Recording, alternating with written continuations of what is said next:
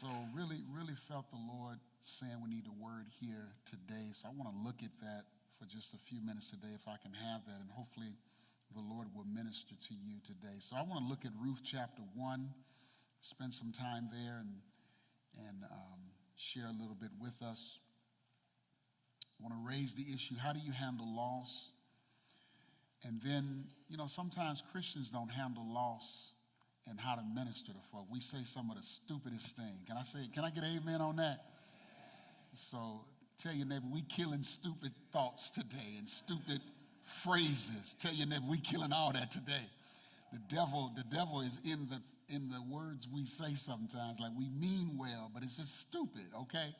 So we hope to kill all that today as well. So it's twofold. If you've experienced some kind of loss, the goal again is to help you see what God is doing in your life, and that it is a process. But then number two, for us as Christians, because I even get words from people who've gone through loss that they get more comfort from people of non-faith than they do of faith. And I think the truth is sometimes we just don't know what to say, and no one has taught us. And so if you come in contact with a family member or a friend or a coworker that has suffered some kind of loss, hopefully today we'll know how to minister and how to share and what's appropriate and what is inappropriate. So let's look at this text, and we're going to jump into this story. Ruth chapter 1, verse 1 through 16. In your quiet time, if you would read all of it, it'll bless you, and you can capture the full story. Here's what it says. In the days when the judges ruled in Israel, severe famine came upon the land. So a man from Bethlehem in Judah left his home and went to live in the country of Moab, taking his wife and 2 sons with him. The man's name was Elimelech, which means God is my king, and his wife was Naomi, which means pleasant one. Their 2 sons were Mahlon and Chilion. They were Epaphrathites from Bethlehem in the land of Judah. And when they reached Moab, they settled there. Then Elimelech died, and Naomi was left with her 2 sons. One married a woman, that is one of the sons, married a woman named Orpah. And actually that's where Oprah gets her name from, if you want to know, except she moved the P over, amen. and the other, a woman named Ruth. But about 10 years later, both Mahlon and Chilion died. That's Naomi's 2 sons. This left Naomi alone without her 2 sons or her husband. Then Naomi heard in Moab that the Lord had blessed his people in Judah by giving them good crops again. So Naomi and her daughters-in-law got ready to leave Moab to return to her homeland. With her 2 daughters-in-law, she set out from the place where she had been living, and they took the road that would lead them back to Judah. But on the way, Naomi said to her 2 daughters-in-law, go back to your mother's home, and may the Lord reward you for your kindness. Key word there, kindness, literally the Hebrew word hesed. It speaks of loyal love or God's loyalty to us. Kindness to your husbands and to me. May the Lord bless you with the security of another marriage. Then she kissed them goodbye, and they all broke down and wept. No, they said, that is the daughters, we want to go with you to your people. But Naomi replied, why would you go with me? Can I still give birth to other sons who would grow up to be your husbands? No, my daughters, return to your parents' homes, for I am too old to marry again. And even if it were possible and I were to get married tonight and bear sons, then what? Would you wait for them to grow up and refuse to marry someone else? No, of course not, my daughters. Things are far more bitter for me than for you, because the Lord himself, here it is, has raised his fist against me. Tell somebody she's hurting. She's hurting. And again they wept together, and Orpah kissed her mother-in-law goodbye. She said, I hear you. I'm out of here. But Ruth clung tightly to Naomi. Look, Naomi said to her, your sister-in-law has gone back to her people and to her gods. You should do the same. But Ruth replied, don't ask me to leave you and turn back. And we like this at weddings, but it's really not a wedding statement. It's a wedding about loyalty. I mean, it's a message about loyalty. It's a message about friendship. And really, it's an echo about God's loyalty to us. So what Ruth says here, she echoes how God promises to be loyal to us in any difficulty or any circumstance. Here it is, Wherever you go, I will go. Wherever you live, I will live. Your people will be my people, and your God will be my God. Wherever you die, I will die, and there I will be buried. May the Lord punish me severely if I allow anything but death to separate us. And when Naomi saw that Ruth was determined to go with her, she said nothing more. So I want to talk about loss today. I want to talk about loss. One writer captured it great when he said, though our loved ones walk through the valley of death, we, the survivors, are guaranteed to walk through the valley of the shadow of death. And I think that kind of captures when you lose a loved one. It's a shadow that hangs over you. It's a shadow that confuses you. It's almost like a cloud or a mist when you lose a loved one. When you go through that kind of loss, it just kind of hangs, it disorients you, it confuses you. What I hope today that God would do, he would show you that you can't have a shadow unless there's light somewhere. And that somehow the light of God's goodness and his loyalty in your life would show up so that you also can walk through this valley and know that God is with you. So I want to unpack this story. This is a great story. The book is entitled The Book of Ruth, but really it's a story about Naomi. It's a story of loss. It's her own story of loss, and it's a very, very significant loss. Matter of fact, it's so much loss in this text that some commentators call Naomi the female version of Job. If you remember Job and all that he suffered in loss, some people look at Naomi as the female parallel of this story. And I want you to look at the magnitude of her loss. Let's look at this text. It says, in the days when the judges ruled in Israel, and that's a significant phrase, and that speaks of the political loss. And so she lived in a country that was unstable. She lived in a country in which human life was devalued. Oppression was the norm. Suffering. People just didn't care. The people of faith and people of non-faith had lost hope in God, and people did what they wanted in their own eyes. Life didn't mean anything. Everybody lived for themselves. Sounds familiar, doesn't it? So she lives in a context of political loss. She also lives in a context of economic loss, because it also says in that time there was a severe famine that came upon the land. And so this man from Bethlehem in Judah left his home and went to live in a country in Moab. It's quite possible that Elimelech, Naomi's husband, was a farmer. And so this severe famine may have completely destroyed the family business. And so he loses everything, and he does what most of us would do. He migrates. Look, I got to find somewhere to provide for my family. I got to go somewhere to find some work, find some business or what have you. The amazing thing in the text is that Elimelech, his name means my God is my king, is that he was a faithful believer. He was someone who loved the Lord. He was good to his family. He was good to his wife. He did the best for his kids. He did the best that he could. He put in a hard day's work. He was an honest man. Because how many of y'all know that you can be the best and still suffer the worst? And I don't know about you as Christians, we got to get out of our heads thinking that just because you saved, you exempt from suffering. Anybody know that the moment you got saved, that's when trouble showed up at your door? And we got to stop giving the world this impression that somehow that now that I'm saved, I'm sanctified, filled with the Holy Ghost, carry a big old Baptist Bible, that somehow I'm not going to ever encounter some difficulty. Elimelech was a man who loved God. He was a man who served God. And the one hope that he has is that he was of the tribe of the Epaphrodites. And that's really rich here in the text. It says they went to Moab. He took his wife and his 2 sons. The man's name was Elimelech. His wife's name was Naomi. And the 2 sons were Mahlon and Chilion. And they were Epaphrodites from Bethlehem. That's rich. And it's almost as if the author is saying, look, I know he's headed into an amazing valley of trouble. But that was a particular tribe. And David was also a member of that tribe. And David would be the one that's in his lineage. And he would become the king of a nation and redeem this entire nation from all this political turmoil. And it's really a word about how God, that even before you go into trouble, he's already got a remedy for your solution. It's about a God who sees further than we can see, that even though there's a shadow or the cloud that blocks our eyes to the next day, that God can see way beyond that shadow and see the very purposes of good that he has for our lives. And so here, Naomi's going through this political loss, this economic loss, but then there's a sense of cultural loss. She loses a sense of identity because she goes to a country, Moab, that is basically the enemy of Israel. She loses a sense of language. She's marginalized.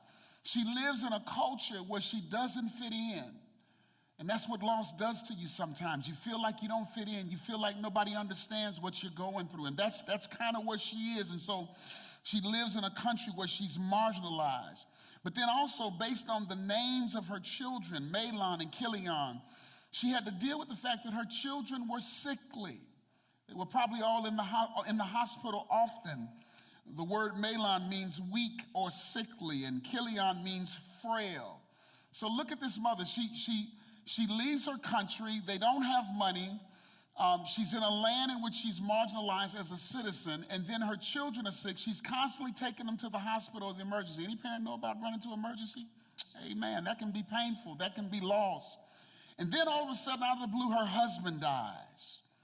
Text says, if you read a little bit further, it says, then, like out of the blue, when they reached Moab, they settled there. Then Elimelech died, and Naomi was left with her 2 sons. Her husband dies, and this was painful because in that culture, a woman's total income or sustenance was dependent upon her husband.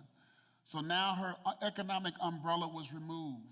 But even beyond that, in that culture, women didn't have girls that they would run with. They didn't really have the friends that you have today. They didn't have social media or what have you. Basically, her husband was her friend. That was all the companionship she had. And all that she knew and all that she had was her husband. And that's just the way it was. It wasn't that she was trying to build her whole life into the life of her husband, but basically she had companionship. And if it's one thing I can say many times that's missing in relationships and marriages, we've lost a sense of friendship. We've made marriage and we've made relationships more than about friendship. Marriage in the true sense, in the fulfilling and satisfying sense, is about 2 people who have a common bond. And they're friends, and they learn to respect each other's identity for who they are, regardless of the difference. It's not built on sex. It's not built on what need you can bring into my life or affection. It's built on the fact that here's a person that will walk through life with me. And when they need me, I will be there for them. And when I need them, they're there for me. It's mutual. It's a friendship. And so she loses her husband. She loses the economic as well as the companionship element. And then out the blue, the next death blow, she loses her sons. They tell us that in grief, the worst loss a person can suffer is the loss of a child. And the text, it just reeks with hurt. Look what it says. This left Naomi alone without 2 sons and a husband. The point is, she has nothing. She has nobody. And she's in a place that no one understands. And so loss is the place of loneliness. That with the loss, and here's what I mean by loneliness. When you experience loss or when someone experiences loss, you feel like no one understands your pain. No one knows what you're feeling. It isolates you. It alienates you. And that's what she's feeling. I'm going to read it again. It says, this left Naomi alone without her 2 sons or her husband. No one understands what she's going through. And let me say this, when you go through loss, you're not required to explain it. And here's the problem. Many times as Christians, we really have our cute cliches because we don't want to enter into the loss of somebody else. We kind of want to just put a little icing on it and just move on, and hopefully God deals with it. But we have to understand, listen, that when people experience loss, the worst thing we can say to them, I understand what you're going through. The truth is you don't understand what they're going through. Even if you've had a similar loss, every loss is distinct and unique. And the worst thing we can say as a church is, I understand what you're going through. I lost my mother. That's fine. You may have lost your mother, but trust me, their mother was a little bit different than yours. So each loss is unique, and it brings its own sense of isolation. It brings its own sense of alienation and loneliness. And as the people of God, we struggle with this. We have to let people work through that. And sometimes they invite us to be a part of it, not to resolve it and to wave a hand as if something is wrong with you spiritually because you're going through this, but to be a friend in it. That's right. To be the strength in it. And so loss of this nature, of any nature, and the reason why I put all the other losses up there is to let us know loss of any kind, whether it's economic, you lose a job, or you lose a friendship, or you move to a new place, losses must be grieved. And I don't know where we got in the Christian idea or the church that somehow you've sinned because you grieve. Losses must be grieved. God doesn't snap his fingers and make you well. And we don't like the fact, but there's something in the process, as painful as it is, God can do it and use it and make me stronger. And here I find myself being stronger than I possibly could imagine because God brought me through it. And so losses must be grieved. Shortest verse in the Bible, Jesus wept. And he knew he was going to heal him. He knew he was going to heal him. But he went to that gravesite, and when they got to that gravesite, the two words, he wept. And it's not just a tear, it's not no, when they wept, we're talking about loud crying. Broke his heart because Jesus entered into it instead of keep it at a distance. Blessed are they that mourn, for they shall be comforted. In other words, God assumes that we need to mourn our losses. And it's in the mourning that we get our comfort, we get our strength. After we've mourned it, science has reports that crying releases endorphins and brain chemicals that function, here it is, as pain relievers and mood elevators. In other words, when God made you, he knew you needed a pain reliever. No, you didn't need weed, you didn't need marijuana, you didn't need alcohol, you didn't need all that kind of stuff. No, you need to just let it go. And when you release it, God has a way of he has already put a natural healing element in our bodies that helps us to feel better. Now, is there a place where we can overcry? Absolutely. We can overdo that. But I think we kind of err on the other side. We're in a culture that we just want to keep it at a distance, keep it away. And so here in this text here, she's in a place of isolation, and she needs to grieve it. And so for a word, loss is a journey. It's a journey. It's a journey towards a new you, even when you can't see it. Loss is never the end. It's the beginning of a formation of a new you. And when you grieve, even though it's painful, God is doing something in your grief that there's a part of you that is going to be brand new. It does not mean that the pain just goes away completely. That's not what I mean. But in the loss and in the difficulty, God is building a new you in you. And so if I can get my first slide here very quickly, if I can get my slide. And so that's kind of, I just saw this picture. That's kind of how loss feels. Umbrella, it's foggy. You've come to the end of this dock with nowhere to go. And that's what it feels like. And in that place, I'm saying that God's doing something new in us. It's in those dark places, the places we don't understand.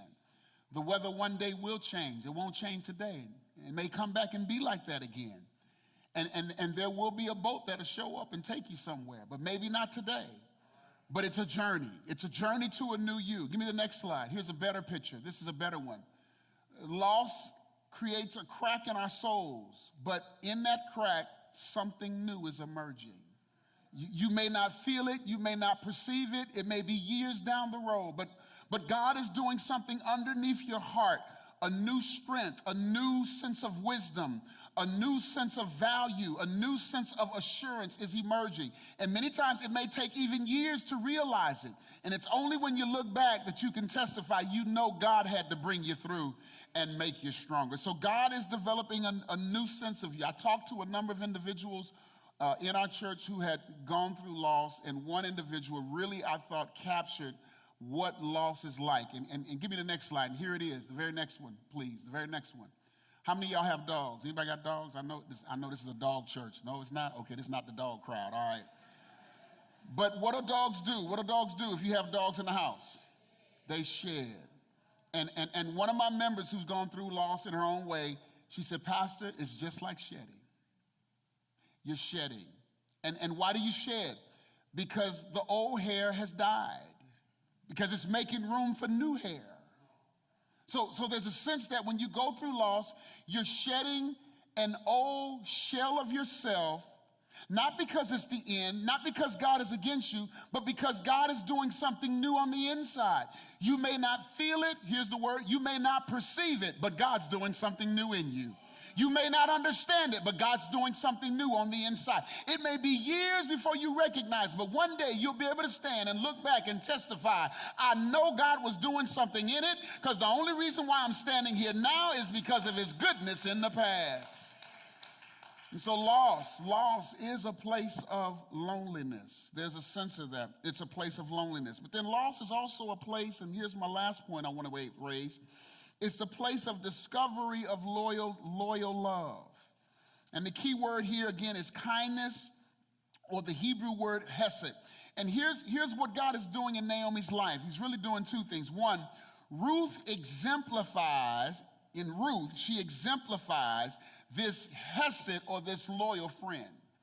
Actually, the daughter-in-laws, both of them, to be fair, they have gone the extra mile. They were not required to go to Israel with her. They could have stayed in Moab. Matter of fact, one turned around and said, after she described the situation, you know what, you're right, I'm out. Because the truth is they were doing above and beyond. And so here we see a hint of hesed, or a hint of God's love for us, or a hint of loyalty in a friend, because many times it's in our losses that we discover our true friend, whether it's a loss of a loved one, or a love hurt, or a church hurt, or a family hurt. It is in those places that we discover real loyalty. And as grandmama said, don't pick your friends when you got money in the bank. Come on, somebody. Wait till you go through something. That's where you find your real friend. And that's exactly what happened with Ruth. And so she finds a loyal friend in her difficulty. But not only that, the loyalty is a word in that Ruth is an echo of God's loyalty to her. God was faithful. God was loyal to her. In spite of all of her suffering, and in spite of all that she had gone through, God was faithful to produce the promise that he was going to do in the life of Naomi. And so here we see this loyalty, this kindness, and really there's not that much of a parallel today with loyalty. I thought maybe, I talked to one of my members that's a twin this morning. I thought maybe identical twins, because they say when one twin gets sick, the other one gets a fever or what have you. She said, no, Pastor, that ain't how it works. But that was the sense of loyalty. Hesed is someone who's there through thick and thin. It's more than family. And they would make covenants with friendships, and they would be there. Probably the closest thing that I can think of when I was growing up as a kid, if you joined a gang, that person was loyal to the end. If they got in trouble, they didn't turn on you. They didn't drop a dime on you. They would die for you. It's that kind of loyalty, and that's the picture here that the writer's trying to communicate, that God is loyal like this, and he uses people in your life to demonstrate his loyalty. And so that's what we have in this text. And so Naomi here, she hears word that God had changed the economy in Israel. So she goes back, and her daughters-in-law go with her. And so she goes back, and then she gets part of the way. Look what she says, go back to your mother's home. Naomi tries to convince them to stay. Go back to your mother's homes, and may the Lord reward you for your kindness. There it is, hesed, your loyalty. Why? Because you've gone above and beyond. You've gone the extra mile. You've been a loyal friend. And hear me. Don't trip if you only have one loyal friend. Everybody can't be loyal like that. And there's a part of us, we think that all of our friends should be this loyal. No, one went back. She's like, okay, I ain't got no husband. I ain't got no money. You're going to die. Because the truth is, where she was going, she didn't know how she was going to provide for herself. She was literally going home to die.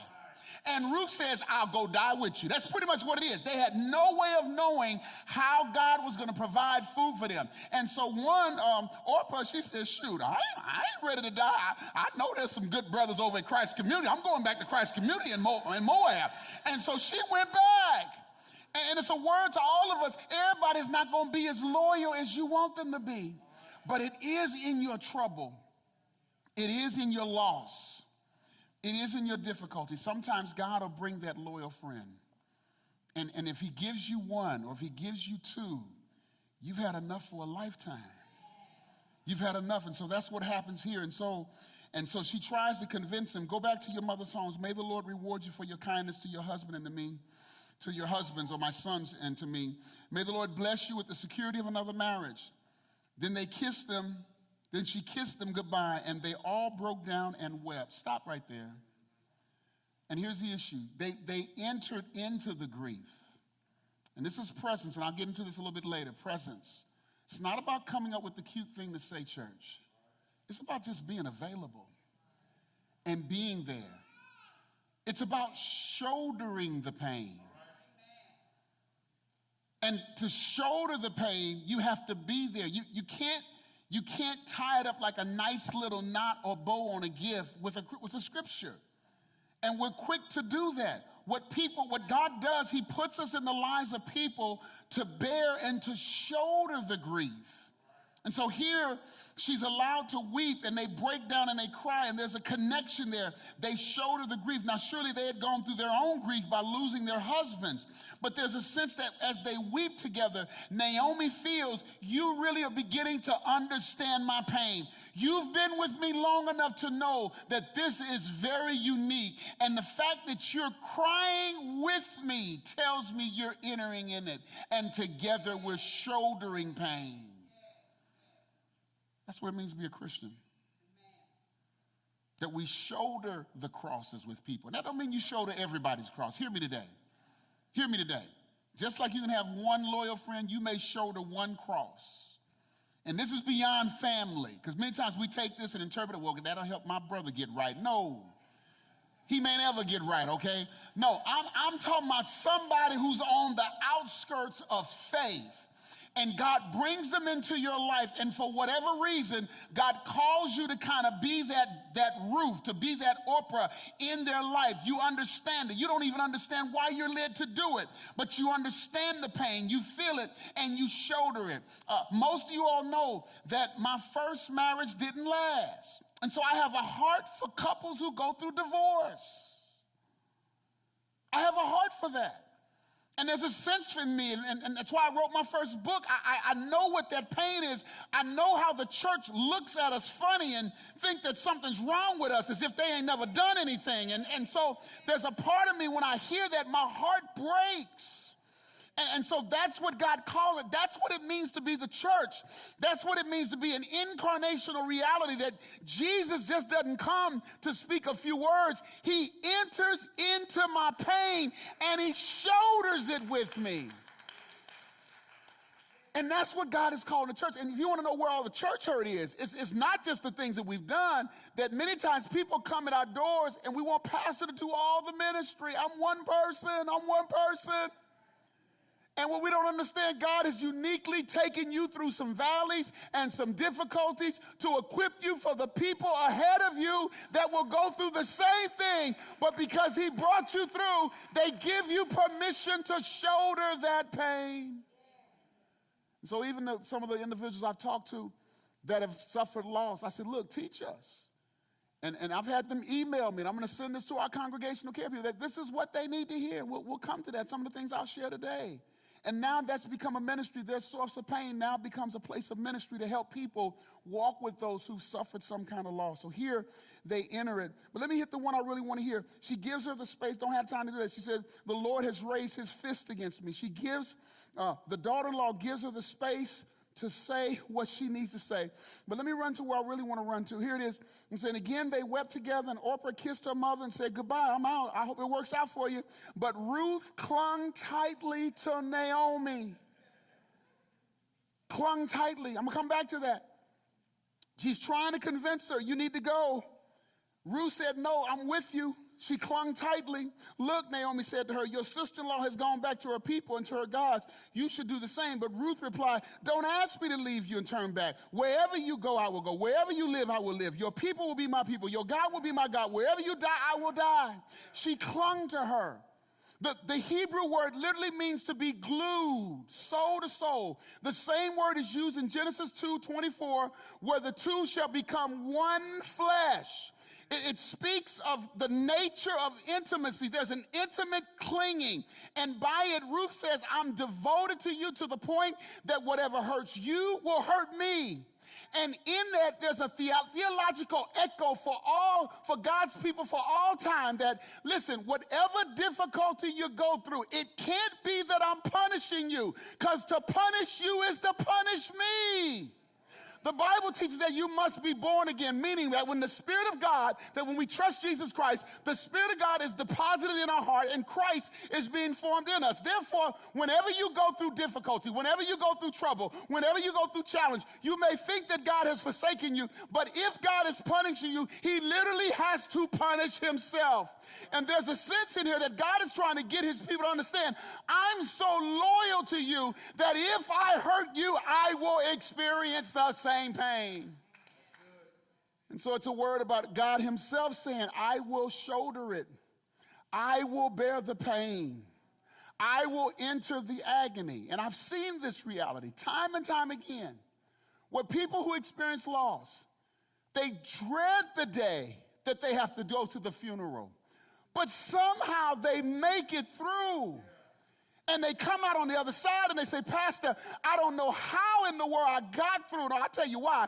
God was on the inside absorbing some of the pain that you should have absorbed, because he's with us and he's attached to us. To hurt you is to hurt himself. And so Ruth becomes that echo of God's hesed, because God is so attached, he's so glued to us that it would injure him. And so really God's loyalty is rediscovered. And so here it's a word about, it's about how God is so deeply connected to us that he senses everything we sense. But then also too, it's about a God who knows how to put the right people, that one or two loyal friend around us so that we can walk through this together. And so grief is a place where you discover God's loyalty. And you discover the loyalty of the people that really love you. I hate it works out that way. But unfortunately, it is in the difficulty that we find out who our true friends are. You really find out who your family is, right? Come on, say amen. Y'all know I'm telling the truth. And that's exactly what it is. And so I got an African proverb that says this: if you want to go fast, walk alone. If you want to go far, walk with others. The easy thing to do when you go through loss, especially the loss of a loved one, is to think that since no one understands, I got to do this all by myself. And I'm telling you, you can't. You can't. Doesn't mean you should have to explain it. You shouldn't. And as a church and as friends and as people of faith, we should just be there for you. But you can't do this by yourself.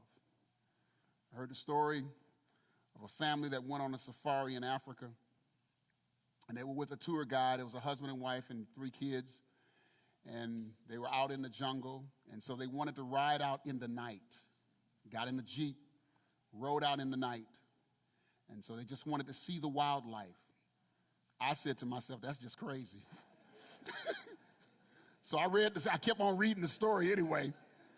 And so while they were out in the night, in the Jeep, all of a sudden, out of nowhere, they were surrounded by a pack of lions.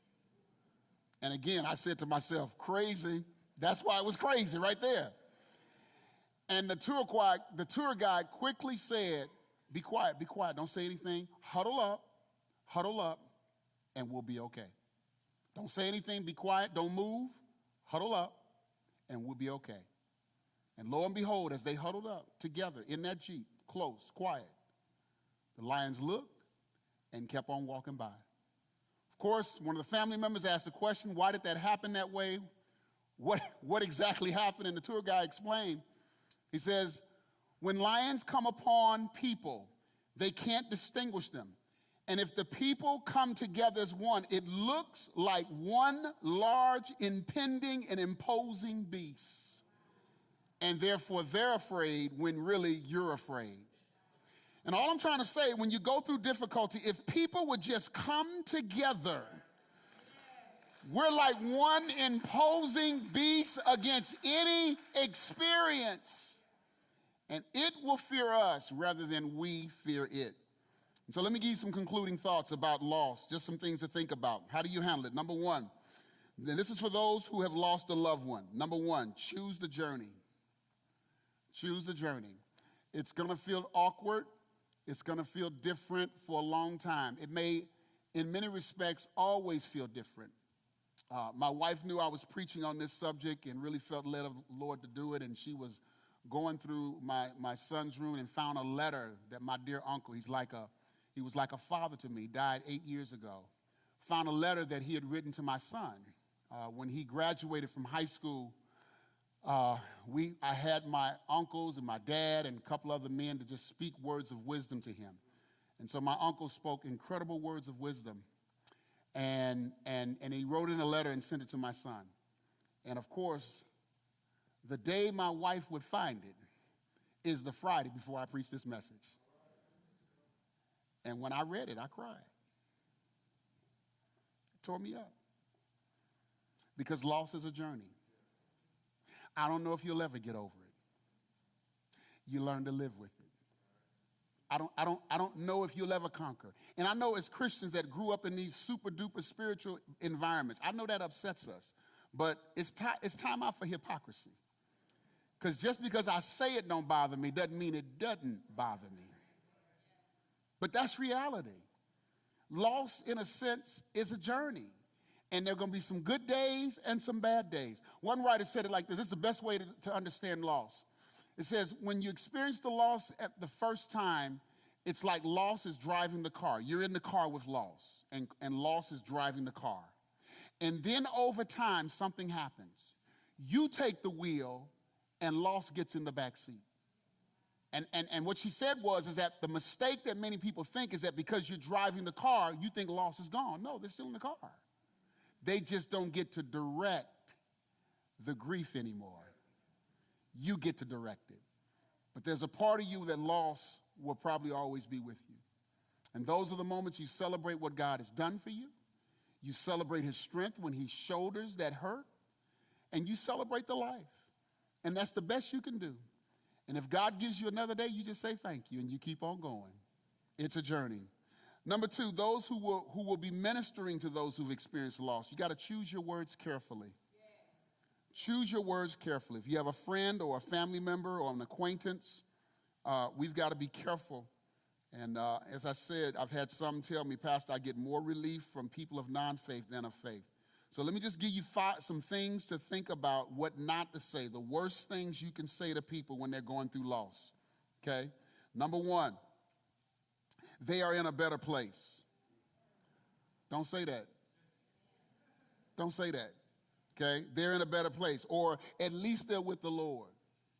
That doesn't help. I know it's good theology, but it's inappropriate. And like I said, I think many times it's easy to pull out a theology as if somehow it's a pain reliever. It's not. It's never meant to be a pain reliever. Faith is meant to grow me as a person, not to give somebody a pill. And so we say these statements and we may mean well, but that doesn't help. And it is true. These are true. But that doesn't help the one that's grieving. And these are words I'm getting from people who've gone through loss, okay? I've asked them, look, tell me, what are things you hate that folks say? And here's what they're saying, okay? Number two, God needed another angel. And even that is theologically incorrect, because the Bible teaches that when we get to heaven, we're going to judge angels.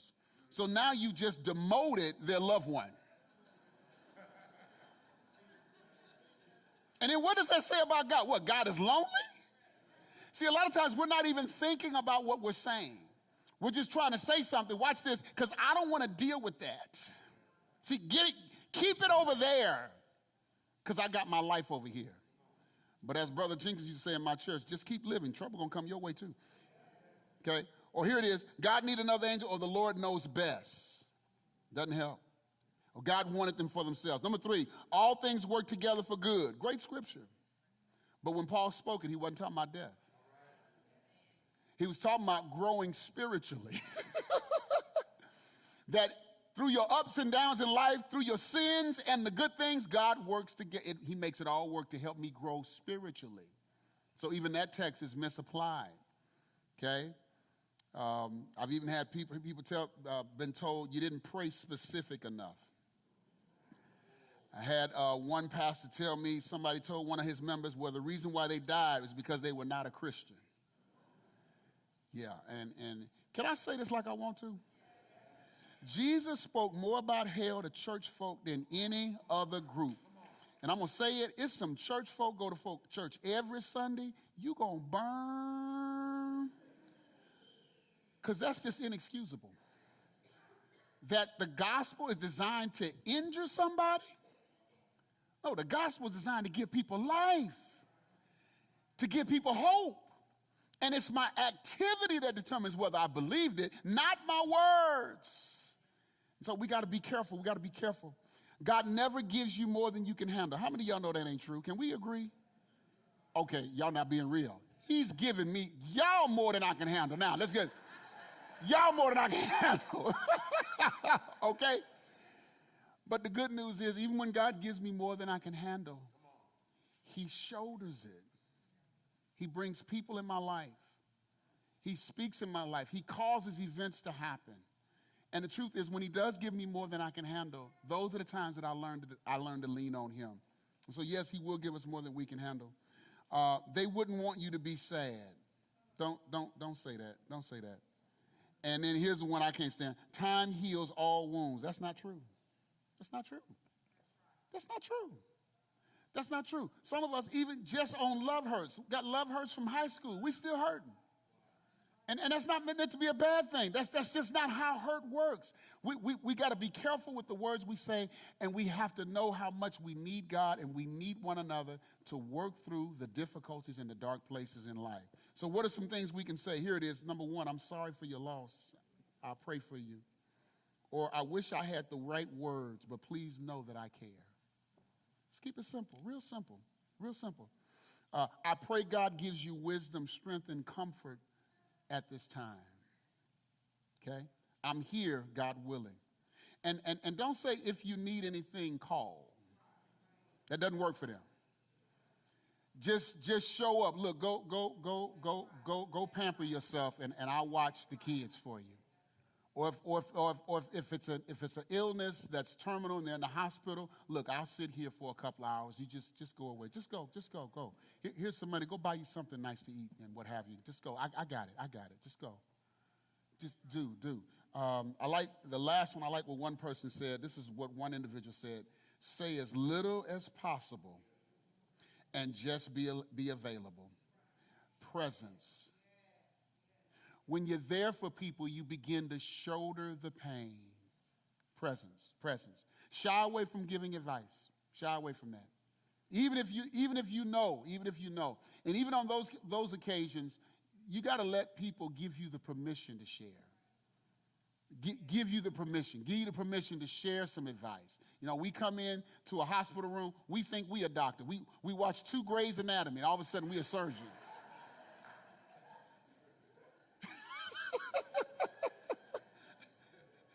Now you're a heart surgeon. Oh yeah, I saw the November episode of Grey's Anatomy. They're just gonna clip the ventricle. No, it doesn't work that way. Okay, stop it, please, stop it. Let's be there for people. It's real simple. Be there for people. So number 1, choose your words carefully. And then this is for all of us. Number 3, and I'm gonna wrap it up. Here we go. For all of us, especially those who are grieving, you got to choose life. You got to choose life. There's always a place of grieving. There's a part of you that will always be grieving. But there comes a point you have to choose life. Listen to this. As much as Naomi was grieving in this text and all the loss, she made a decision to go back home. She chose life. Had she stayed in Moab, her grandson Obed would not have been born. And his son Jesse would not have been born. And his son David, the king of Israel, would not have been born. And his great-great-great-great-great-great-great-great-great-grandson, Jesus Christ, would not have been born. And everybody in here who claimed the name of Jesus would not have been saved. All because this woman chose life and to go home. And here's my question to those of you, I know it's been tough and you've experienced loss, but I want to ask you the question. Are you still in Moab? Or are you going to choose life? I'm going to close with this. Is Kendrick here today? Kendrick Murphy, he's not here today. Okay, Kendrick. Kendrick's another graduating senior. We had a number of seniors graduate high school this weekend and next weekend. And Kendrick is an amazing story, wonderful kid, wonderful parents. So proud of him, y'all. He has a full ride scholarship to Texas A&M on a football scholarship. Can we celebrate him in his absence? I love that about him. But here's what I love about it. Watch this. Kendrick played basketball most of his life. And his mama just kept pushing him. You need to play football. You need to play football. You need to play football. So he goes out and plays football, high school football, in the 12th grade for the first time in his life.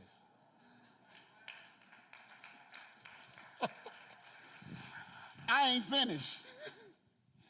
In 6 games, Texas A&M offered him a full scholarship. 6 games. Y'all not hearing me. Boy had never played football. 6 games. I said, Kendrick, what you gonna do this summer? He said, Pastor, I'm gonna work out because I love working out. He just had me laughing. In 6 games, he was offered a scholarship. What if he didn't choose to try it?